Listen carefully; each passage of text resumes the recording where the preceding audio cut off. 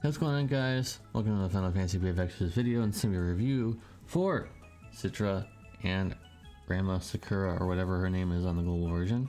So Citra is first. Let's just get into it. 50 times mod to all abilities, which is pretty decent, you know, besides the little burst, of course.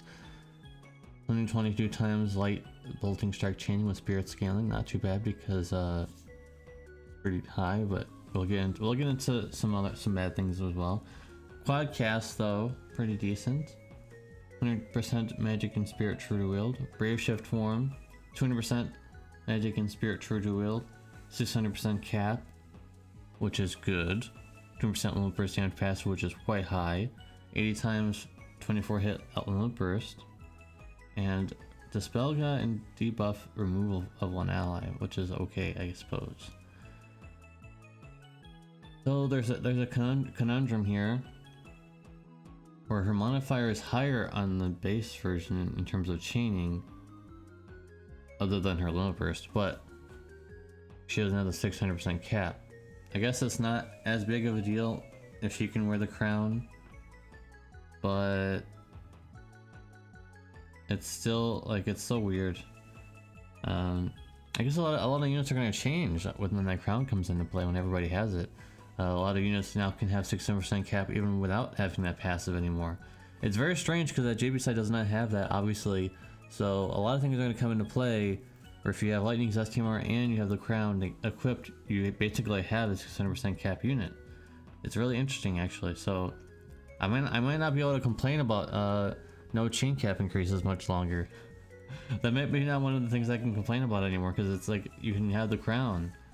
I know new players not going to have it, but I can just say in general, like, everybody's going to be able to have 600% cap on everything. Like Napu, for example, who would have really liked to have had the 500%, now can basically have 600% with 2 items, which is pretty incredible. She's very hard to gear, basically almost the same problem as Neovision Yuna in the future. She is a spirit-based evoke damage dealer, and so that's really hard to gear for. There's really a hard situation. People are gonna say, "Oh, you can use this and this," but it's not the best. You can get by, is what I'm saying here. You can get by.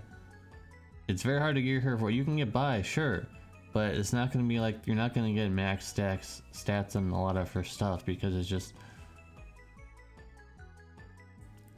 very difficult. And her modifiers on her brave shift form chaining, just her normal chaining, is very low in comparison to the brave shift form. That's why I always, in terms of the base form. So I think she's really bad. I know you guys don't want to hear that, but I think she's pretty bad. If you can get a 600% cap in the base form, I mean, that might not be too bad. If you're able to gear her at least semi-decent, I suppose she'll be okay. It'll be alright. So I'm gonna go 7.5, because this is for my own learning experience on the JP version. The global version she might be a little better, because, you know, like I said, that those situations might be fixed. But I've used her on the JB version, I've tested her on the JB version, I made a video on her a long time ago now, but she is really hard to use, really hard to gear, all those things. So I can't really be too positive about this unit, because I just don't have very good experiences with this unit. So 7.5 for Citra. Moving on to Sage of Thunder Sakura. So she has lightning imbue on both sides, which is good. 30% lightning amp for all allies, 100% status resist for all allies. This is only in the base form, I believe. Base limit burst is 300% stab buff, 200% limit burst damage buff for all allies, which is pretty decent. 200% is pretty good, because a lot of buffs are like 150% and stuff like that, so pretty good. Brave shift form is 160% plant killer for all allies, but that's behind EX3, by the way. 100% plant and fairy killer for all allies, that's for anybody. Grandma's zone effect, 25% lightning imperial. It's debatable if that's better than Terra's. I mean, I have not done any testing on that. I probably should have, but I didn't. Brave shift limit burst, 50% stat buff. 45% lightning amp, and also 250% low percent buff. I've used this quite a lot lately. I think she's a lot better than when I reviewed her back in the day in my GP review, where I was like, oh, she's just, you know, copy and paste Nicole. But actually, she's quite interesting because she has a lot of things that Nicole can't do. Like chaining, for example. She can actually chain. I've never used her for that, but if you want to, she can be a support chainer, lightning chainer. So I do think that she is quite good. This is a positive review. It's like a yin and yang thing where I was like, I didn't like one side, but I like this side. So I do like Sage of Thunder Sakura. Now for free-to-play players, is she worth going for? Because you need EX1, because obviously the race shift form is much better than the base form. It's much better actually. I would say it's much better. So now if the shard dungeon came out now, I mean obviously people wouldn't like that, but if it came out now and people pulled for her, you could put her in the shard dungeon and you get her to EX1 by just pulling one own of her. But now we're kind of near the end of the shard dungeon, near the end, so it's kind of harder to like. She would be better as she's another one of the Neo Vision units that you would like to get like that from an EX ticket or the 10 Neo Vision, you know, pull ticket or something like that. You wouldn't really want to pull her because there's just so much stuff coming on the horizon, guys. And I know it's so easy for someone like me to say that, and oh, there's just something better on the horizon, but she's very good. She's very good. I'm going to be giving her a 9 out of 10. She's very good. But for those free-to-play players out there that are still... I'm almost recovered from Sephiroth and Tifa Pulse. I'm almost recovered. I have 40k Lapis now. I'm almost there. I'm almost at a point where I can start pulling again, but not yet. I feel like not yet. So those of you who are still hurting after Sephiroth and Tifa, because it's gonna be a long-lasting wound, guys. We're gonna have to crawl through it. We have to get through it. We have to, you know, man up a little bit. We have to walk it off, kind of thing.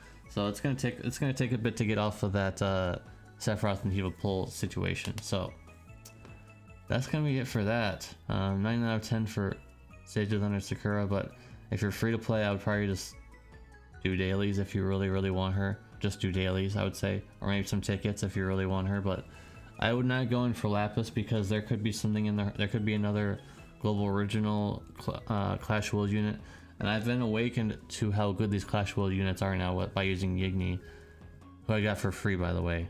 Just want to point that out. If you didn't watch the previous video, my Clash World team, I got Yigni from a 4-star EX ticket, which was insane, and I already bought the shards before, so I was hoping that was going to happen, and Yigni carried my team basically. Even though Sephiroth was the finisher, Yigni's insane. So I can definitely see how good these Clash of Wills units are inside of Clash of Wills. The modifiers for Yigni are incredibly insane. So yeah, hopefully maybe we'll see another Clash of Wills unit. Even when Yigni came out, like, oh, we don't need Yigni, but then it's like, oh wow, he's really good. So I don't know. I don't even know what the next Clash of Wills unit is even going to be, because there are no more fan units. And I guess Sky wasn't one. Maybe Roberta will be one. I hope not. Hopefully Roberta will just be mostly herself. Anyways, we're getting way too sidetracked, guys. Thank you guys for watching. Hope you guys enjoyed the review. One positive review, one negative review. I think it's down the middle. The reason why I'm being so negative on Citra, I'm being so hard on her, because she's my favorite unit. Or one of my favorite units that I enjoyed the most. Not because of the CG. I know it's very easy to say that, but I enjoyed using her all the time back in the day, and when her Neo Vision Awakening came out, I was really disappointed that they barely tried and barely fixed her. So that's why I'm being so hard on her, because she's one of my favorite units. So that's why. Thank you guys for watching. Peace.